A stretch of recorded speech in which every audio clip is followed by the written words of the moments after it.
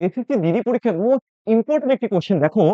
পৃথ্বীর 10:13 অনুপাতে নাশপাতি ও পিস রয়েছে। সেলেনের 7:9 অনুপাতে নাশপাতি ও পিস রয়েছে। বিক্রমের হচ্ছে 5:7 অনুপাতে। এবার জিজ্ঞাসা করলো কার অনুপাত সবথেকে বেশি হবে? তাহলে কিভাবে করবে? দেখো, প্রথম যে ভদ্রলোক তার কি রয়েছে না, 10/13 করলাম, অনুপাতকে আমি ভগ্নাংশে নিয়ে নিলাম। কারণ কোনটা বেশি এটা বের করতে হবে। পরের জনে রয়েছে 7/9, তারপরের জনে রয়েছে 5/7।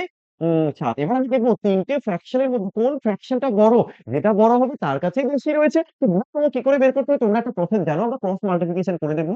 ৯×১০ = ৯০, ৭×১১ = ৯১। এই দুজনের মধ্যে বড় কোনটা? এটা। এবার আমি পরেরটার মধ্যে কম্পেয়ার করবো।